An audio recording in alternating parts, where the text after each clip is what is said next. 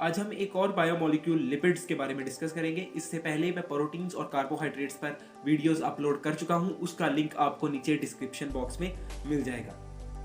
तो लिपिड्स की बात करें तो lipids are non polar organic compounds, यानी कि लिपिड्स नॉन पोलर हैं। ये सिर्फ नॉन पोलर सॉल्वेंट्स में ही डिसॉल्व होंगे, ना कि पोलर सॉल्वेंट्स में। पोलर सॉल्वेंट्स में जैसे हमारे पास वाटर है तो वाटर में लिपिड डिसॉल्व नहीं होता। जैसे आपने कोई प्लांट का ऑयल देखा हो जो प्लांट से लिया गया, जैसे कि सरसों का तेल है या किसी और प्लांट का कोई ऑयल है, तो वो डिसॉल्व नहीं होता वाटर में, बल्कि अगर आप उसको वाटर में शामिल करें तो वो वाटर के ऊपर तैरता रहता है, क्योंकि वाटर एक पोलर सॉल्वेंट है और लिपिड्स और ऑयल जो होते हैं वो भी लिपिड्स होते हैं, तो वो नॉन पोलर होते हैं। इसलिए ये नॉन पोलर जो होगा वो नॉन पोलर सॉल्वेंट में ही डिसॉल्व होगा। नॉन पोलर सॉल्वेंट्स में हमारे पास अल्कोहल्स आते हैं, हमारे पास क्लोरोबेंजीन आता है, ईथर आता है वगैरह वगैरह, क्लोरोफॉर्म आता है। तो इन सब में लिपिड डिसॉल्व होगा, ना कि वाटर में जो कि एक पोलर सॉल्वेंट है।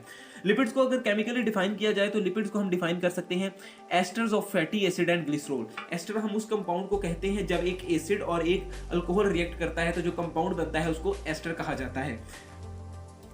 इसी तरह फैटी एसिड जो कि एक ऑर्गेनिक एसिड है, और ग्लिसरॉल हम कहते हैं एक अल्कोहल को जिसमें के 3 अल्कोहलिक ग्रुप यानी कि हाइड्रोक्सिल ग्रुप, OH ग्रुप्स 3 होते हैं। तो एक अल्कोहल जो इस केस में ग्लिसरॉल है और एक फैटी एसिड यानी कि एक एसिड जो कि इस केस में फैटी एसिड है, वो जब रिएक्ट करेंगे तो वो जो एस्टर बनाएंगे वो लिपिड होगा। फैटी एसिड्स की बात करते हैं जो कि एक इंपॉर्टेंट कंपोनेंट है लिपिड का। तो फैटी एसिड्स ऑर्गेनिक एसिड्स होते हैं। फैटी एसिड के आगे हमारे पास 2 चीज़ों के मिलने से फैटी एसिड बनते हैं। एक तो इसमें होती है हाइड्रोकार्बन की चेन, लंबी सी चेन होती है हाइड्रोकार्बन की, जिसमें बहुत सारे कार्बन होते हैं और उनकी वैलेंसीज को हाइड्रोजन ने फुलफिल किया होता है। और इसको हम R ग्रुप से भी शो कर देते हैं। R ग्रुप हम वर्ड यूज करते हैं किसी भी वेरिएबल ग्रुप के लिए जो वेरी करता है। जैसे ये हाइड्रोकार्बन की जो चेन्स होती हैं, ये डिफरेंट फैटी एसिड्स में इनकी लेंथ डिफरेंट हो सकती है। मोस्टली इनकी लेंथ 15 से लेकर 17 तक होती है, लेकिन ये नंबर वेरी करता है। इसके साथ इस हाइड्रोकार्बन चेन के साथ अटैच होता है कार्बोक्सिलिक ग्रुप। कार्बोक्सिलिक ग्रुप की वजह से ही इस कंपाउंड को हम फैटी एसिड कहते हैं, क्योंकि कार्बोक्सिलिक ग्रुप एसिडिक ग्रुप है। तो आइए देखते हैं कि ये हाइड्रोकार्बन और ये कार्बोक्सिलिक ग्रुप कैसे अटैच होकर एक फैटी एसिड की चेन बनाता है। तो ये देखें, ये इस वक्त हमारे पास एक लंबी सी फैटी एसिड की चेन है। इसमें जो आपको रेड कलर से नजर आ रहे हैं ये वो हाइड्रोकार्बन की चेन है जिसका हम जिक्र कर रहे थे, और इसका नंबर वेरी करता है, इसके कार्बन नंबर वेरी करते हैं। ये मैंने फर्जी तौर पर एक कार्बन नंबर इतने लिख दिए हैं, ऐसी चेन बना दी है। और साथ में ये देखें कार्बोक्सिलिक ग्रुप लगा हुआ है। ये कार्बोक्सिलिक ग्रुप है COO और H। ये है कार्बोक्सिलिक ग्रुप और ये है हाइड्रोकार्बन की लंबी चेन, और ये दोनों मिलते हैं तो बनता है फैटी एसिड। तो ये एक फैटी एसिड की चेन है। आगे फैटी एसिड्स की कुछ टाइप्स होती हैं। 2 टाइप्स होती हैं फैटी एसिड्स की। एक फैटी एसिड्स होते हैं सैचुरेटेड फैटी एसिड्स और दूसरे फैटी एसिड्स होते हैं unsaturated fatty acids. Saturated fatty acids वो फैटी एसिड्स होते हैं जिनमें जो सारे ही बॉन्ड हों वो सिंगल हों, क्योंकि हम सैचुरेटेड ऑर्गेनिक कंपाउंड्स या सैचुरेटेड हाइड्रोकार्बन्स उन ऑर्गेनिक कंपाउंड्स को कहते हैं जिनके सारे बॉन्ड सिंगल हों, जिसमें कोई भी मल्टीपल बॉन्ड यानी कि कोई ट्रिपल बॉन्ड या कोई डबल बॉन्ड ना पाया जाए। जबकि अनसैचुरेटेड कंपाउंड्स हम उन ऑर्गेनिक कंपाउंड्स को कहते हैं जिसमें कोई डबल या कोई ट्रिपल बॉन्ड मौजूद हो।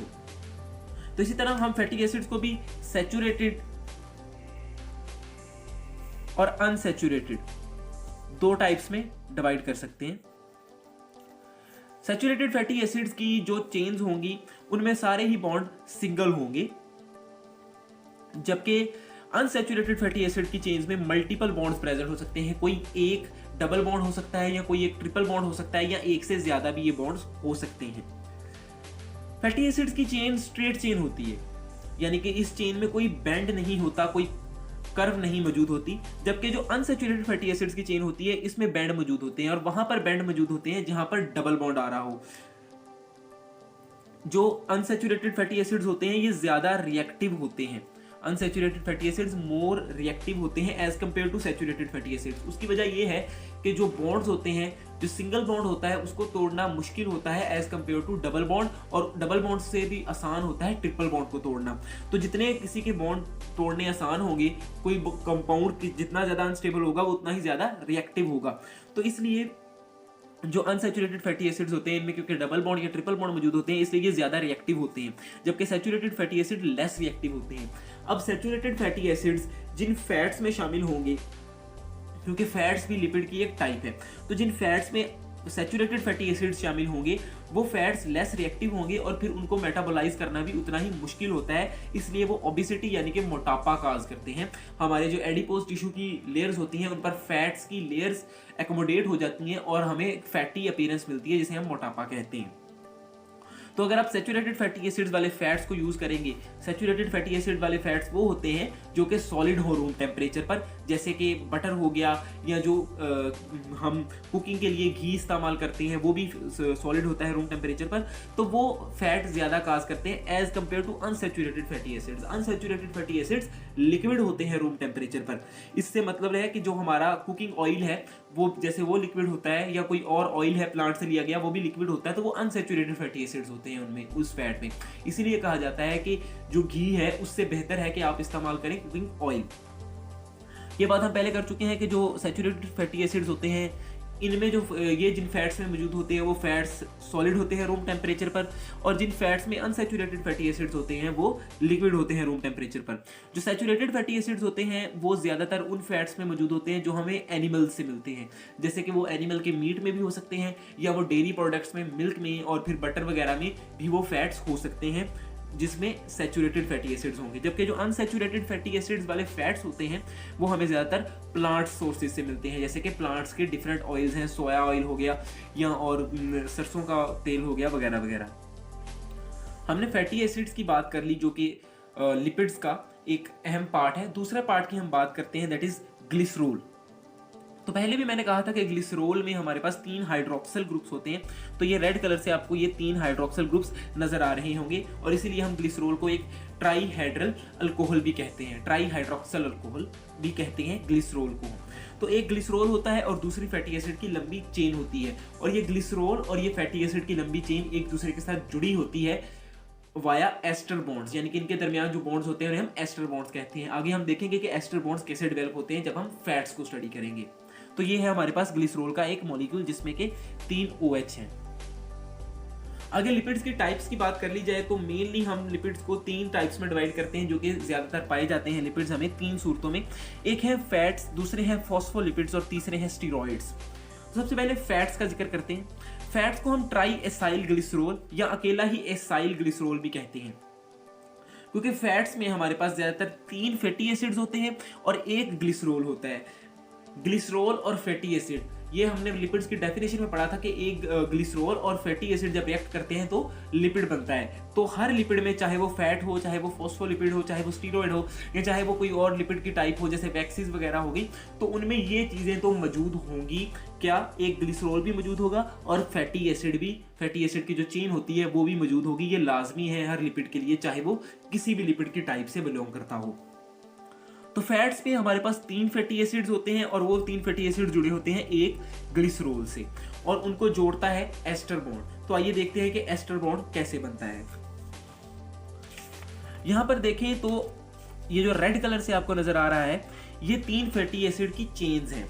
देखिए carboxylic group C double bond OH इधर मौजूद है, और मैंने आपको पहले बताया था कि जो हाइड्रोकार्बन की लंबी चेन होती है उसकी जगह हम एक ये R जो वेरिएबल ग्रुप है ये लिख सकते हैं, यानी कि R इधर रिप्रेजेंट कर रहा है वो लंबी हाइड्रोकार्बन्स की चेन, और साथ में उस चेन के क्या होता है, कार्बोक्सिलिक ग्रुप होता है। तो ये हमारे पास फैटी एसिड की एक चेन हो गई, इसी तरह फैटी एसिड की दूसरी चेन है और इसी तरह फैटी एसिड की तीसरी चेन है। इन तीनों चेन्स ने बॉन्ड बनाना है इस ग्लिसरॉल के साथ। ये ग्लिसरॉल देखें जिसमें 3 हाइड्रोक्सिल ग्रुप्स हैं, तो इस ग्लिसरॉल का इस फैटी एसिड्स की 3 चेन से बॉन्ड जो बनेगा वो बॉन्ड एस्टर बॉन्ड कहलाएगा। आइए उसकी फॉर्मेशन देखते हैं। तो देखें कि सिंपल क्या होगा कि वैसे ही जैसे हमने कार्बोहाइड्रेट्स और प्रोटीन्स के बॉन्ड्स देखे थे जिसमें हमारे पास ग्लाइकोस्टिक बॉन्ड्स थे और पेप्टाइड बॉन्ड्स थे रिस्पेक्टिवली, तो वैसा ही बॉन्ड इधर बनेगा, यानी कि वाटर इधर से भी निकलेगा। तो सिंपली ये कार्बोक्सिलिक ग्रुप का OH और जो H है हमारा ग्लिसरॉल ग्रुप का, ये 3 H2O बन के निकल जाएंगे। तो यहां से क्या रिमूव हो गया, 3 H2O रिमूव हो गए, यानी कि ये वाला कार्बोक्सिलिक ग्रुप से OH, तीनों फैटी एसिड्स की चेन के तीनों कार्बोक्सिलिक ग्रुप से OH रिमूव हो जाएगा और ग्लिसरॉल के जो OH होते हैं 3, उनसे H रिमूव हो जाएगा। तो पीछे क्या बचा, पीछे हमारे पास इधर ये वाले कार्बन का जो कि फैटी एसिड वाला कार्बन है उसका एक बॉन्ड खाली बच गया हमारे पास, उसकी एक वैलेंसी बच गई, और पीछे इस वाले O की, क्योंकि इस O के साथ पहले H अटैच था, अब इसकी भी एक वैलेंसी हमारे पास खाली बच गई। तो सिंपल होता क्या है कि इसकी खाली वैलेंसी और इसकी खाली वैलेंसी आपस में बॉन्ड बना लेते हैं और इसी बॉन्ड को हम एस्टर बॉन्ड कहते हैं। जैसे कि इधर देखें H और OH, H और OH और H और OH ये तीनों निकल गए हैं 3 वाटर के मॉलिक्यूल्स बनकर, और पीछे हमारे पास जो कार्बन बचा है और ये वाला ऑक्सीजन है, ये जो ब्लू कलर में ऑक्सीजन है यही ग्रीन वाला ऑक्सीजन है जो कि हमारे पास ग्लिसरॉल का ऑक्सीजन था। तो इन्होंने बॉन्ड बना लिया और इस बॉन्ड को हम कहते हैं एस्टर बॉन्ड। तो ऐसे एस्टर बॉन्ड बनते हैं और ऐसे बनता है एक फैट का मॉलिक्यूल जिसमें कि 3 फैटी एसिड्स होते हैं और एक ग्लिसरॉल होता है और उसको हम ट्राई एसाइल ग्लिसरॉल कहते हैं। आगे बात करते हैं लिपिड्स की दूसरी टाइप यानी कि फॉस्फोलिपिड की। फॉस्फोलिपिड के जैसे कि नाम से पता लग रहा है कि इसमें एक फॉस्फेट ग्रुप भी होगा। इन लिपिड्स की शेप कुछ ऐसी होती है और आपने ये शेप देख के पहचान गए होंगे कि ये लिपिड्स हमें मिलते हैं सेल मेम्ब्रेन में। तो इसमें हेड होता है और नेक होता है रीजन और टेल होता है। मेन इसके रीजन हेड और टेल ही होते हैं, लेकिन हम एक नेक को भी शामिल करते हैं क्योंकि नेक में ही तो हमारा फॉस्फेट ग्रुप पड़ा होता है। तो हेड की बात की जाए तो इसका हेड हाइड्रोफिलिक होता है, यानी कि वाटर अट्रैक्ट करता है, वाटर से बॉन्ड बनाता है। हेड हाइड्रोफिलिक होगा। हेड पे पॉजिटिव चार्ज होता है और हेड कोलिन को जो कि एक कंपाउंड है जो कि हमें एक न्यूरोट्रांसमीटर एसिटाइल कोलिन में भी देखने को मिलता है, तो वो कोलिन भी जो होता है वो भी फॉस्फोलिपिड्स के हेड में शामिल होता है। ये उस कोलिन का फॉर्मूला भी गिवन है। अगर नेक की बात करें जो हेड के नीचे होती है, तो नेक में हमारा फॉस्फेट ग्रुप होता है, ये वाला फॉस्फेट ग्रुप। और अगर टेल की बात की जाए तो टेल हाइड्रोफोबिक होती है। हाइड्रोफोबिक मींस वाटर से रिपेल होने वाली, वाटर से दूर होने वाली। तो हाइड्रोफोबिक टेल होगी और इसी टेल में जो हर लिपिड में चीज मौजूद होती है जिसका हमने पहले जिक्र किया कि ग्लिसरॉल और फैटी एसिड, तो वो टेल में मौजूद होती है फॉस्फोलिपिड की। और ये वाला जो बैंड है इसको क्लिंक कहते हैं और ये शो करता है डबल बॉन्ड को। मैंने आपको पहले बताया था जब हमने अनसैचुरेटेड फैटी एसिड्स की डिस्कस किया था कि जहां पर डबल बॉन्ड आएगा वहां पर एक बैंड बन जाएगा चेन में फैटी एसिड्स की, एक कर्व बन जाएगी, तो वो क्लिंक इस डबल बॉन्ड को शो कर रहा है। आगे बात करते हैं स्टीरॉइड्स की। तो स्टीरॉइड्स भी लिपिड्स की एक टाइप है और ये वो वाली टाइप है जिसमें रिंग होता है, यानी कि ये पहले हमने जो टाइप्स देखी हैं उसमें हमें चेन मिली है लेकिन ये रिंग फॉर्म में होती हैं।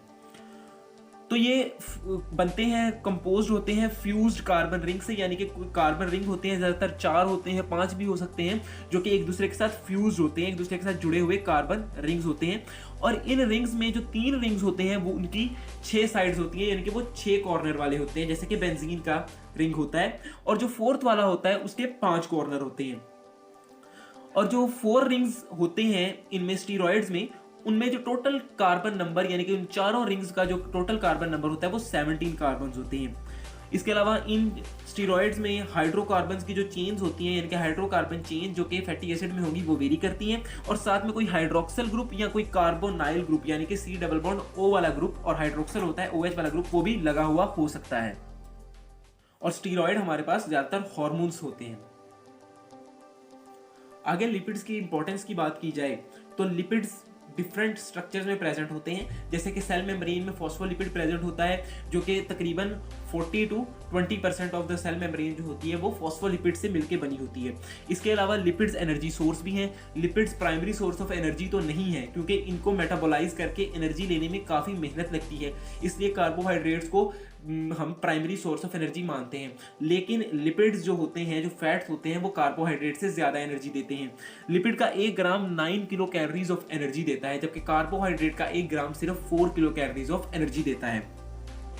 लिपिड्स को हम और भी मकसद के लिए यूज़ करते हैं, जैसे कि कुकिंग वगैरह के लिए हम कुकिंग ऑयल जो इस्तेमाल करते हैं या घी वगैरह इस्तेमाल करते हैं या जो डेयरी प्रोडक्ट इस्तेमाल करते हैं, लिपिड्स उनका भी एक बड़ा हिस्सा होते हैं। इसके अलावा हार्मोन्स हमारे पास जो स्टीरॉइड्स हैं वो हार्मोनल फॉर्म में भी हमारे पास एग्जिस्ट करते हैं। हमारे जो ज़्यादातर सेक्स हार्मोन्स होते हैं जो जेंडर स्पेसिफिक होते हैं, जैसे कि प्रोजेस्टेरोन, एस्ट्रोजन, टेस्टोस्टेरोन वगैरह वगैरह वाले हार्मोन्स, ये सारे स्टीरॉइड्स होते हैं इन नेचर में। इसके अलावा लिपिड्स प्रोटेक्शन और इंसुलेशन में भी हेल्प करते हैं, जैसे कि मैंने पहले बताया कि जो एडिपोज टिश्यूज होते हैं उन पर फैट्स की लेयर्स होती हैं। इसके अलावा जो इंटरनल ऑर्गन्स होते हैं उन पर भी फैट की लेयर चढ़ी हुई होती है ताकि उनको एक कुशनिंग इफेक्ट भी मिले और उनको इंजरी वगैरह से प्रोटेक्शन भी मिले। इसके अलावा क्यूटिन नाम का एक लिपिड इंसुलेशन के तौर पे भी काम करता है, खासकर छोटे जानवरों में जैसे कि ऑर्थोपोड्स वगैरह हो गए, उनमें डिहाइड्रेशन को रोकने के लिए भी लिपिड्स का इस्तेमाल किया जाता है, क्योंकि लिपिड्स वाटर को पास होने नहीं देते। इसके अलावा नर्वस सिस्टम का भी एक इंपॉर्टेंट कॉन्स्टिट्यूएंट होते हैं lipid. Please like the video, share it and subscribe the channel. Thank you very much.